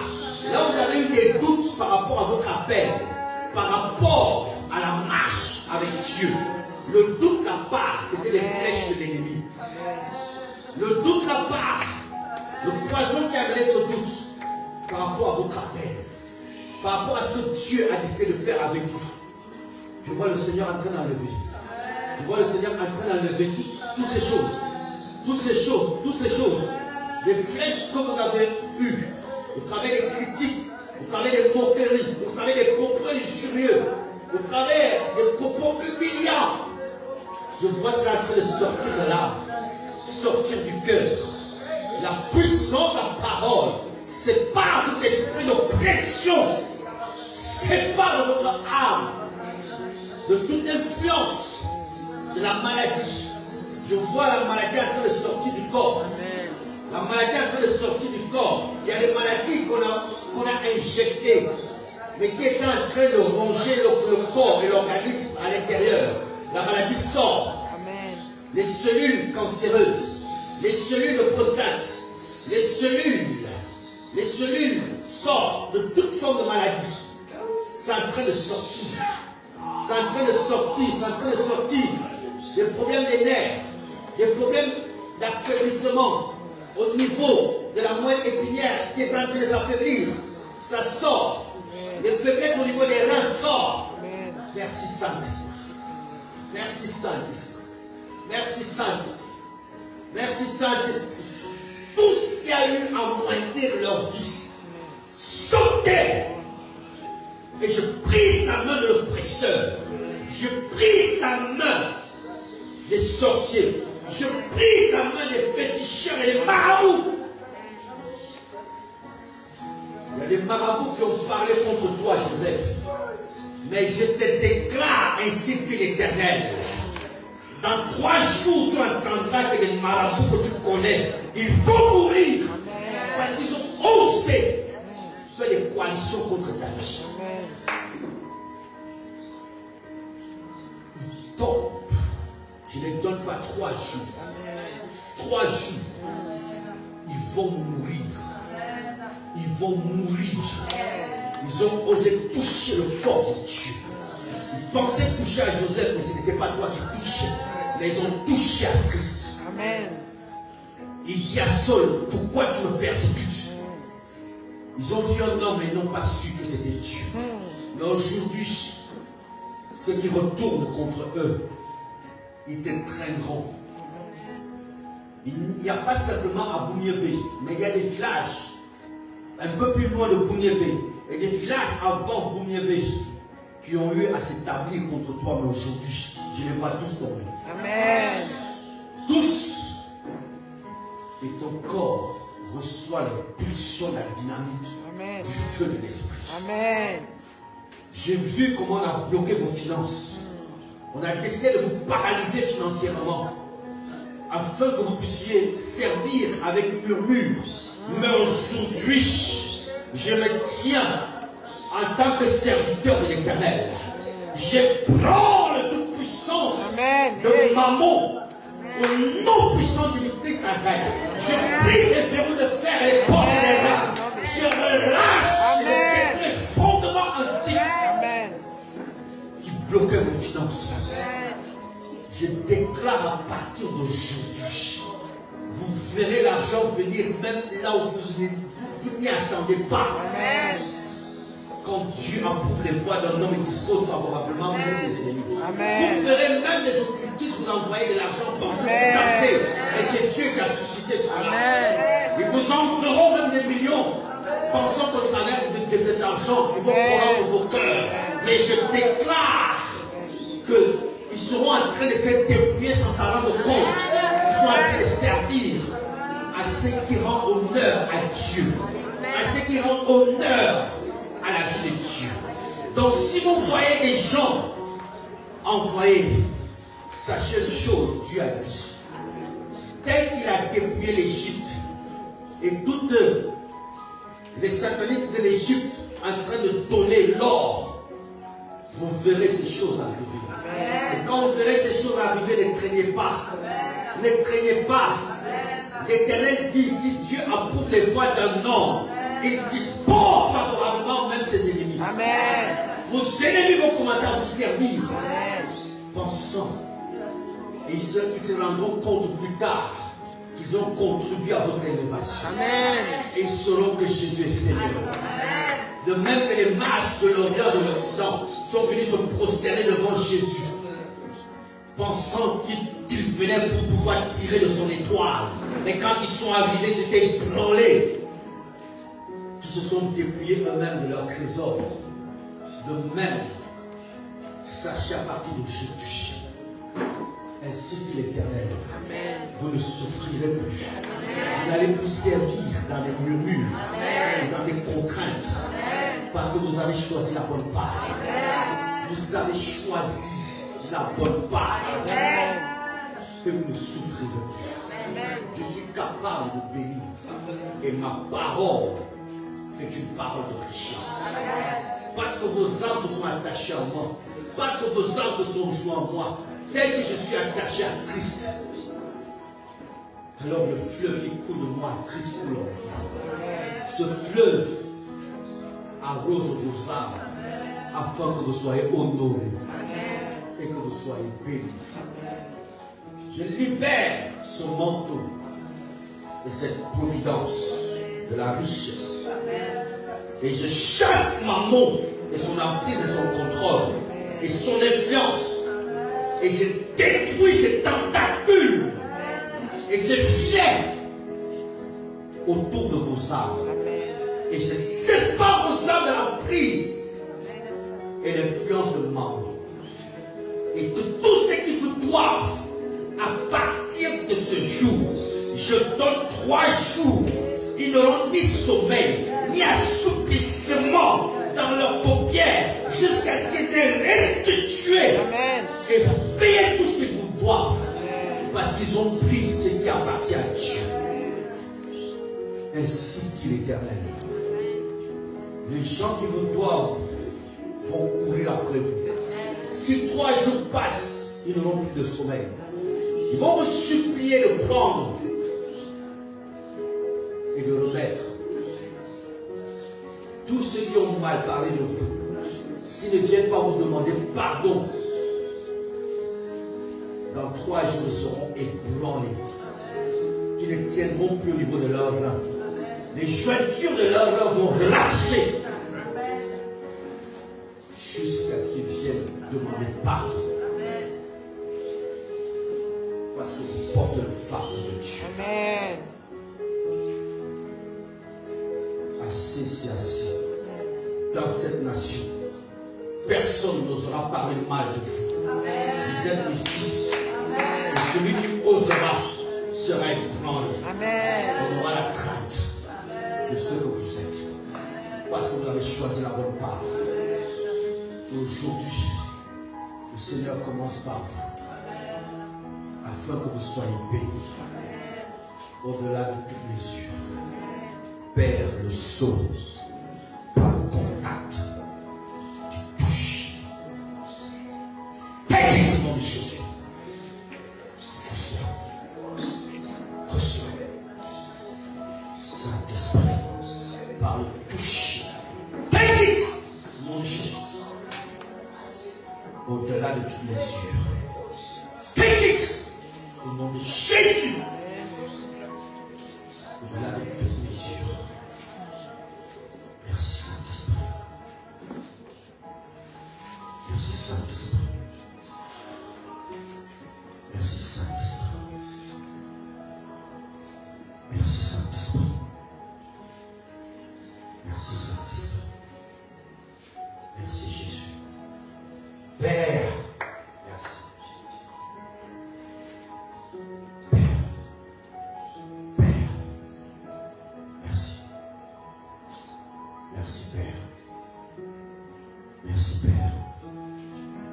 Merci. La gloire te revient Père. Le temps est passé. Lève juste les mains. Je vais prier pour l'Église. Seigneur, voici ton peuple. Ils t'ont honoré en venant ici. Ô Père, c'est toi qu'ils ont vu. Et ils sont venus pas pour voir un homme, mais pour te voir. Parce qu'ils t'ont honoré. Honore-les. Amen. Et glorifie-toi en eux. Dans le nom de Jésus-Christ. Que toutes les carences et tout ce qui manquait à leur vie, Père, remplis-le maintenant. Amen.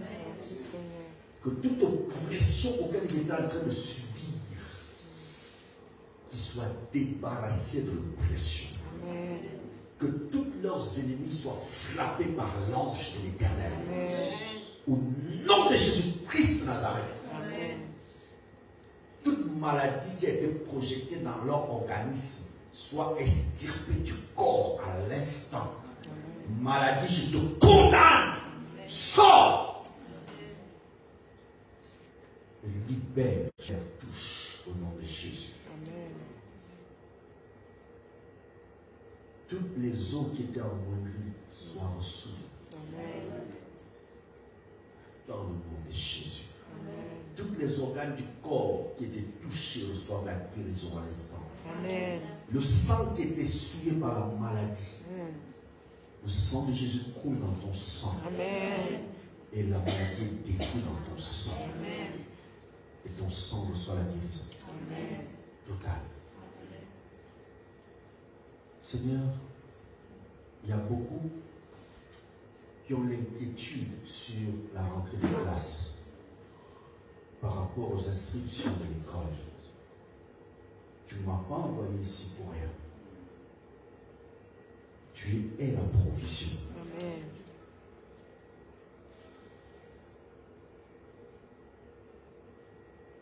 Que cette provision descende. Amen. Et je relâche la faveur financière. Amen. Tous vos enfants seront inscrits. Amen. Par la puissance du Saint-Esprit. Amen. J'ordonne à l'argent d'obéir maintenant. Que tu sois utile pour tous les rentrées. Et je t'ordonne maintenant de venir vers chaque parent. Dans la puissance du Saint-Esprit de Dieu. Amen. Que tous les enfants de l'Église soient inscrits. Amen. Et leur fourniture soit payée. La puissance du Saint-Esprit de Dieu. Seigneur, merci de prendre tous les soucis et les préoccupations du cœur. Et les fardeaux du cœur. Allège-les. Merci Saint-Esprit. Père, localise Ayama Pépa. Que ta grâce repose dans ses finances. Amen. Et dans son entreprise. Amen. Que toutes ces factures soient payées. Par la puissance du Saint-Esprit de Dieu. Amen. Car il s'est mis à cœur de soutenir la rentrée des enfants. Il a posé ce acte, un sacrifice agréable à l'Éternel. À cause de ce qu'il a mis sur l'autel, que les anges descendent maintenant. Amen. Et agissent maintenant. Afin que tous ceux qui le boivent, ils restituent. Que ces factures soient payées. Amen. Et que tout ce qui peut être et venir demander des services à sa société soit uniquement ceux qui sont capables de payer dans les 24 heures. Amen. Et des grosses factures. Et que tout ce qu'il lui demande, il s'y paye. Au nom de Jésus-Christ. Qu'un ange se tient à son entreprise. Et dès qu'ils y entrent, qu'ils y frappent ces personnes-là, afin que personne ne sorte de là en lui devant de l'argent. Amen. Voilà, puissant du Saint-Esprit. Que l'ange soit dans son entreprise. Amen. Pour mettre la pression afin que tout le monde le paye. Amen. Et que tout ce que l'ange va attirer dans son entreprise, ce sont ceux qui ont beaucoup d'argent. Et capables de relâcher cet argent. Amen. À l'instant où il donne une facture. Seigneur, mets la paix dans son cœur quand il donne une facture qu'il ne réfléchit pas. Parce que c'est déjà résolu. Et que tous ceux qui le boivent dans l'administration, cet argent vienne à lui. Amen. Et les anges commencent à agir à tous les niveaux, partout là où il y a des dossiers. Amen. Et que ces factures soient payées. Père, que sa vie, qu'il trouve grâce et faveur devant toi. Amen. Afin qu'il ait une santé parfaite. Amen. Dans le nom de Jésus-Christ. Merci Saint-Esprit. La gloire te revient, Père. Seigneur, équipe davantage la chorale. Car nous voulons des adorateurs qui t'adorent à l'esprit en vérité. Amen. Et que tout ce qui se lève contre eux soit ébranlé, brisé. Amen. Au nom de Jésus. Et que leur ministère, Père, soit un ministère de gloire et d'impact et de puissance. Amen. Que ce ne soit pas eux qui chantent, mais que ce soit le Saint-Esprit qui chante. Amen. Merci Saint-Esprit. Seigneur. Il est rempli de grâce. Merci Seigneur. Bénis-les pour ceux qui vont à l'école avec une grande intelligence. Amen. Bénis pour ceux qui ont besoin au niveau des rentrées. Pourvoir jusqu'au moindre détail. Amen. Au-delà même de ce qu'ils pensent. Amen. Dans le nom de Jésus. Amen. Amen. Amen. Gloire au Seigneur Jésus. Amen.